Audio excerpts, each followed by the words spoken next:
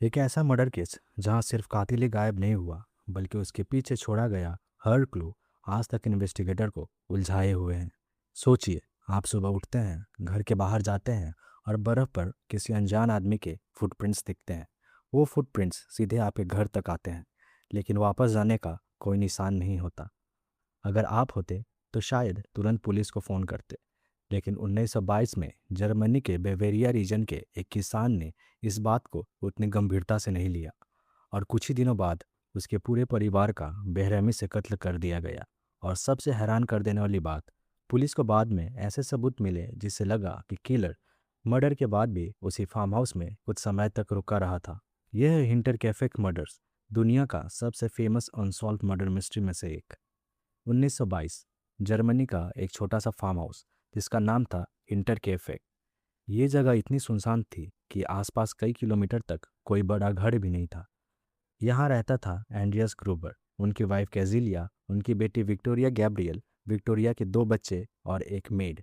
बाहर से देखा जाए तो ये एक आम फार्मिंग फैमिली थी, लेकिन गांव में इस फैमिली को लेकर कई अफवाहें चलती रहती थी। एंड्रियास को लोग कठोर और गुस्से वाला इंसान मानते थे, पर किसी ने कभी नहीं सोचा था कि कुछ ही दिनों में ये फार्म हाउस क्राइम हिस्ट्री का हिस्सा बन जाएगा। मर्डर से कुछ दिन पहले एंड्रियास ने बर्फ में कुछ फुटप्रिंट्स देखे। फुटप्रिंट्स जंगल की तरफ से फार्म हाउस तक आ रहे थे, लेकिन वापस जाने वाला फुटप्रिंट्स नहीं थे। जैसे कोई अंदर आया हो और कभी बाहर गया ही नहीं हो। उसने घर की तलाशी ली, कुछ नहीं मिला। फिर घर की एक की अचानक गायब हो गई। उसके बाद रात के समय एटिक से अजीब आवाज़ें आने लगी, कभी लकड़ी की चीख, कभी धीमे कदम। एंड्रियस ने ऊपर जाकर देखा, लेकिन कोई नहीं मिला। आज भी कुछ इन्वेस्टिगेटर मानते हैं कि ये सारी घटनाएं एक ही बात की तरफ इशारा करती है। हो सकता है किलर पहले से फार्म हाउस में छुपा हुआ हो, लेकिन इस थ्योरी को कभी प्रूफ नहीं किया जा सका। 31 मार्च 1922 उस दिन फार्म हाउस में एक नई मेड मारिया ने काम शुरू किया।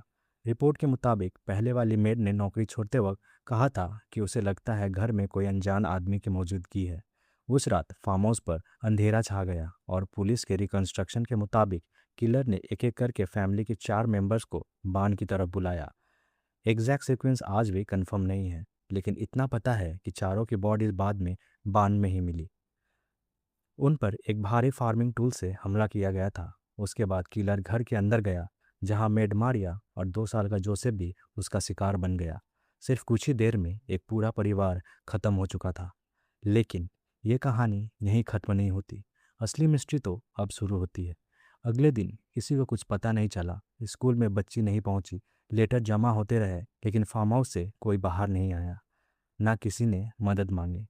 फिर भी पड़ोसियों ने देखा कि चिमनी से धुआं निकल रहा था। रात को घर में रोशनी भी दिखी और जानवर रोज की तरह खाना खा रहे थे। अगर पूरा परिवार मर चुका था तो ये सब कौन कर रहा था? यही सवाल इस केस को दुनिया की सबसे डरावनी अनसॉल्व मिस्ट्री में बदल देता है। 4 दिन तक किसी को अंदाजा भी नहीं था कि हिंटर के फेक फार्म हाउस के अंदर क्या हो चुका है। 4 अप्रैल 1922 एक मैकेनिक फार्म हाउस पर एक मशीन रिपेयर करने आया। उसने दरवाज़ा खटखटाया, लेकिन कोई जवाब नहीं मिला। कुछ देर बाद कुछ पड़ोसी भी वहां पहुंच गए।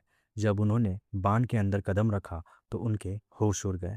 एक के ऊपर एक 4 लाशें, हर तरफ खून और इतनी गहरी खामोशी जैसे वक्त वहीं रुक गया हो। जब पुलिस ने घर की तलाशी ली तो अंदर मेड मारिया और 2 साल के जोसेफ की बॉडी भी मिली। एक ही रात में पूरा ग्रूबर परिवार खत्म हो चुका था। पुलिस ने तुरंत इन्वेस्टिगेशन शुरू की। सबसे पहला सवाल था, मोटिव क्या था? लूट? नहीं। घर में पैसे भी थे, कीमती सामान भी। कुछ भी चोरी नहीं हुआ था, यानी किलर किसी और वजह से आया था। इन्वेस्टिगेशन के दौरान बान के पास एक मटॉक मिला जिसे संभावित मर्डर वेपन माना गया, लेकिन उस वक्त फॉरेंसिक साइंस बहुत लिमिटेड थी। ना डीएनए टेस्टिंग थी, ना मॉडर्न क्राइम सीन इन्वेस्टिगेशन, और सबसे बड़ी गलती, क्राइम सीन को ठीक तरह से सील ही नहीं किया गया। कई लोग फार्म हाउस के अंदर आते जाते रहे, कुछ एविडेंस हमेशा के लिए खराब हो गए। आज भी एक्सपर्ट मानते हैं अगर ये केस आज इन्वेस्टिगेट होता तो शायद रिजल्ट कुछ और होता। लेकिन पुलिस को सबसे ज़्यादा हैरानी एक और बात ने दी। किचन में हाल ही में खाना बनाया गया था, फायरप्लेस जलाई गई थी और जानवरों को रोज की तरह खाना दिया गया था। इन ऑब्जर्वेशन के आधार पर इन्वेस्टिगेटर्स ने यह पॉसिबिलिटी रखी कि किलर मर्डर के बाद कुछ समय तक फार्म हाउस में ही रुका रहा। सोचिए, एक ही घर में नीचे लाशें पड़ी है और ऊपर कोई आराम से रह रहा है। यही डिटेल इस केस को इतना खौफनाक बना देती है। पुलिस ने कई लोगों से पूछताछ की, कुछ पर पुरानी दुश्मनी का शक हुआ, कुछ पर फैमिली को अच्छी तरह जानने का, और एक थ्योरी ये भी थी कि किलर पहले से फार्म हाउस के एटिक में छुपा हुआ था। लोग इस थ्योरी को फुटप्रिंट्स मिशन की और एटिक की आवाज़ों से जोड़ते हैं, लेकिन ये याद रखना ज़रूरी है कि इनमें से किसी भी थ्योरी को कभी पक्का सबूत के साथ प्रूफ नहीं किया जा सका। इसीलिए ये मर्डर आज भी ऑफिशियली अनसॉल्व्ड है। साल बीतते गए, इन्वेस्टिगेटर बदलते गए, टेक्नोलॉजी बदल गई, लेकिन असली कातिल कभी सामने नहीं आया। आज उस फार्म हाउस की जगह सिर्फ एक खुला मैदान है। लेकिन जब भी कोई हिस्टोरियन या ट्रू क्राइम इन्वेस्टिगेटर इस केस की फाइल खोलता है, एक ही सवाल सामने आता है, आखिर वो कातिल कौन था? क्या वो फैमिली का कोई जान पहचान वाला था, या कोई पहले से घर के अंदर छुपा हुआ था, या क्या वो सच हमेशा के लिए वक्त के साथ दफन हो चुका है? शायद हम कभी नहीं जान पाएंगे, और शायद इसीलिए ये केस 100 साल बाद भी दुनिया का सबसे चिलिंग अनसॉल्व मर्डर मिस्ट्री में से एक माना जाता है। हर अनसॉल्व केसेस हमें एक बात सिखाता है। कभी कभी एक छोटी सी वार्निंग, एक छोटा सा डिसीजन और एक नज़रअंदाज की गई बात पूरे इतिहास को बदल देती है। अगर एंड्रियस ग्रूबर उस दिन उस फुटप्रिंट को सीरियसली लेता तो शायद ये कहानी कुछ और होती। लेकिन अब सिर्फ सवाल बचे हैं, और उन सवालों का जवाब शायद कभी नहीं मिले। मैं हूं अमित, और आप देख रहे थे डाइव इन। अगर आपको ये डॉक्यूमेंट्री पसंद आई हो तो वीडियो को लाइक कीजिए, चैनल को सब्सक्राइब कीजिए, और कमेंट में ज़रूर बताइए आपके हिसाब से इंटर के इफेक्ट का असली किलर कौन था। मिलते हैं अगले एपिसोड में एक और ऐसे ट्रू क्राइम केसेस के साथ जहां हकीकत कल्पना से भी ज़्यादा डरावनी थी।